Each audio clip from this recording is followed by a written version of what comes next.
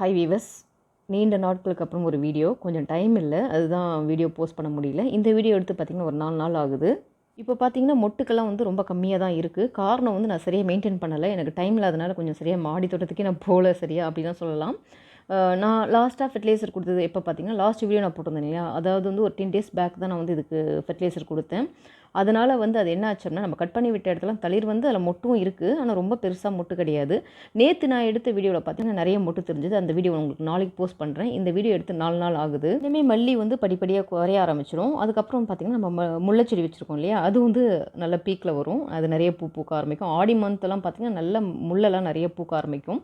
அது இல்லாமல் நான் ஃபஸ்ட் ஃப்ளோரில் வந்து ஜாதி மல்லி வச்சுருக்கேன், அதுவுமே நிறைய பூக்குது. இந்த மொட்டுகளையெல்லாம் நீங்கள் கவனிச்சிங்கனாவே தெரியும், சின்ன சின்னதாக இருக்குது. அது மட்டும் இல்லாமல் ஒரு சில இடத்துல கருகியும் இருக்குது பாருங்கள். இந்த இருவாச்சி மல்லி செடியெல்லாம் பார்த்திங்கன்னா நிறைய மொட்டுகள் கருகியே இருக்குது.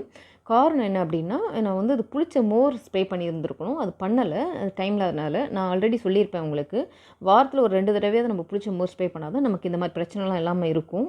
நான் அது பண்ணாதனால தான் இந்த மாதிரி இருக்குது. மொட்டையே பாருங்கள், சைஸே சின்ன சின்னதாக இருக்குது.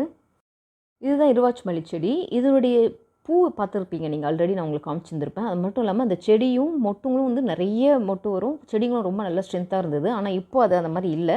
காரணம் வந்து அதுக்கு சத்து பற்றாக்குறை. அது மட்டும் இல்லை, இப்போ இதில் ஒரு மொட்டுகளுடைய ஒரு லேயரே அப்படியே கருப்பாக இருக்குது. செடியும் ஒரு மாதிரி டல்லாகிடுச்சு. இதுக்கு எல்லாத்துக்குமே காரணம் பார்த்திங்கன்னா, நம்ம வந்து சரியாக மெயின்டைன் பண்ணாதது தான் ரீசன் சொல்லலாம். ஏன்னா இந்த இருவாச்சி மல்லி பொறுத்த வரைக்கும் நிறைய பூக்கும், அதுவும் கொஞ்சம் மெயின்டைன் பண்ணாவே. ஆனால் சுத்தமாக மெயின்டைன் பண்ணலன்னு வச்சுக்கோங்களேன், இந்த மாதிரி தான் பூச்சி தாக்குதல் அதிகமாக இருக்கும். இலைகளும் ஒரு மாதிரி இந்த மாதிரி ஆகிடும். இருந்தாலும் இதில் வந்து பூ நிறைய கொடுத்துட்டு தான் இருக்குது, ஓரளவு கொடுத்துட்ருக்கு. நம்ம மெயின்டைன் பண்ணதுக்கு இது அதிகம்னு சொல்லலாம். அடுத்து வந்து நம்மளுடைய முல்லைப்பூ செடியை நான் நெக்ஸ்ட் வீடியோவில் காமிக்கிறேன். நம்ம நெக்ஸ்ட் வீடியோவில் பார்க்கலாம். தேங்க்யூ.